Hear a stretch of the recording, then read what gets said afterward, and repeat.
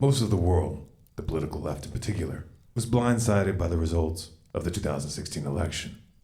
To say that some are having a hard time coming to terms with the words President Trump and what the next 4 to 8 years will bring would be an understatement. Those who told you that a Trump presidency was impossible were quick to remix the pre-election narratives, framing the Donald as something of a Hitler 2.0 and attempting to position themselves as leaders of a new resistance. Self-reflection still seems to be off the table.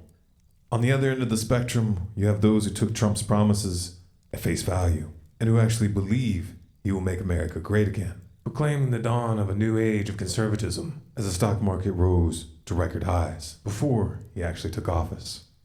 Let's just cut to the chase.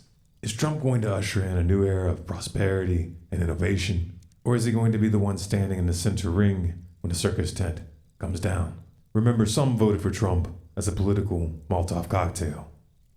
Trump is a businessman, you say. He's going to make things happen. Cut taxes, cut regulation, invest $1 trillion in infrastructure, including a ginormous wall, punish companies that move factories overseas, rebuild the military, restore relations with Russia, start a trade war with China, and a new arms race would create jobs. There's a lot to unpack there, and those debates are worth having. However, much of this hinges on a variable that Trump doesn't control: the Federal Reserve. The Federal Reserve has held interest rates at near zero for close to a decade. They also engaged in quantitative easing from 2009 to 2014, accumulating $4.5 trillion worth of mortgage-backed securities and treasury notes. This inflated stock and bond market bubbles of historic proportions. When a friendly face is in the White House, crashes are typically attributed to a war, terrorist attack, or some other external variable. A Trump presidency, however, is an excuse in and of itself. Word is the Fed is leaning towards increasing interest rates aggressively in 2017 and may engage in anti-inflationary measures to offset Trump's infrastructure stimulus plans. That means that the flow of money and credit is about to be tightened. It also means the Fed is setting itself up for a showdown. If Trump plays by the rules, he'll have to wait till 2018 to replace Janet Yellen. A lot can happen within that time frame. Trump's personality is a wild card. He's impulsive, he fights dirty, fights to win. If Trump goes to war with the Federal Reserve, this could get out of hand in ways that most can't even imagine, especially when geopolitics are factored in. As a result, the US dollar's position as a world reserve currency is going to be in play. Add to that backdrop a little social unrest on the domestic front.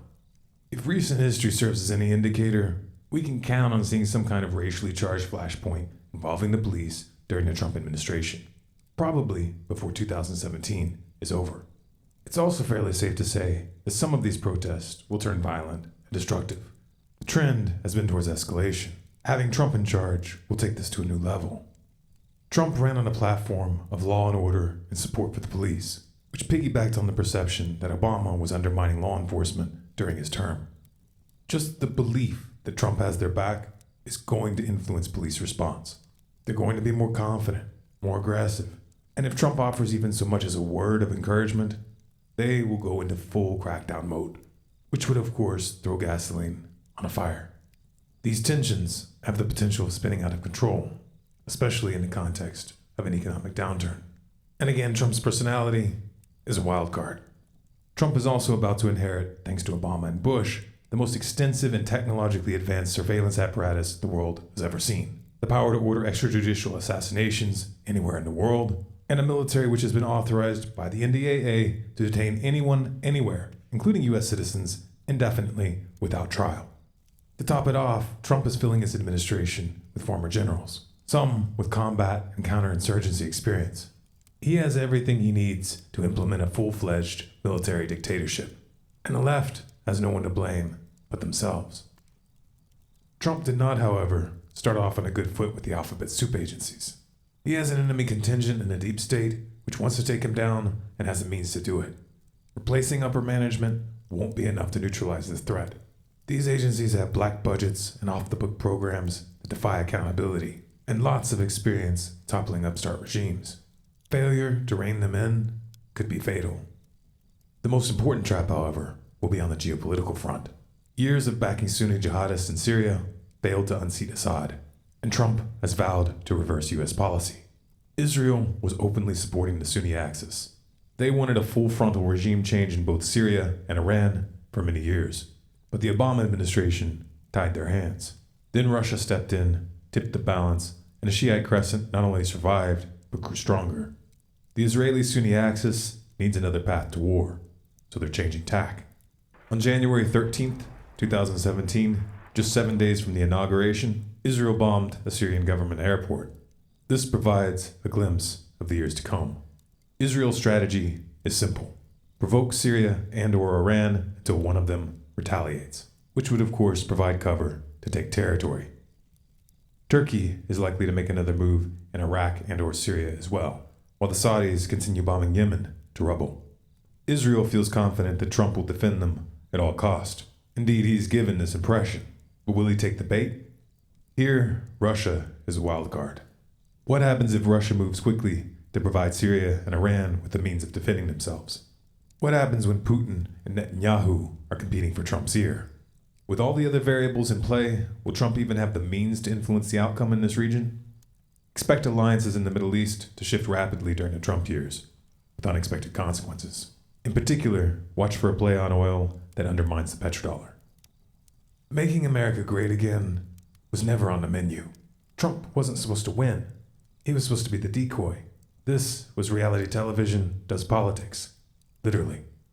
The Democrats thought he was so bad he would take attention off of Hillary's baggage. So the Clinton campaign pulled strings with their friends in the media to help him in the primaries. We know this thanks to the John Podesta email leaks. The DNC and their corporate media lackeys then worked to marginalize the Bernie Sanders campaign and used a secret agreement backed by leverage to prevent him from attacking Clinton. This was confirmed by the DNC email leaks. Oops. You can't unthrow a Molotov cocktail. So get your popcorn and buckle up, or leave the United States if you were planning to. The show is about to begin. This video is Creative Commons. You have permission to download, copy, and distribute it by any means. If you would like to support our work, you can donate at stormcloudsgathering.com/donate. You can find the transcript, sources, and original video at stormcloudsgathering.com at the link below. For more, subscribe to Storm Clouds Gathering on YouTube and follow us on Facebook, Twitter, and Google+.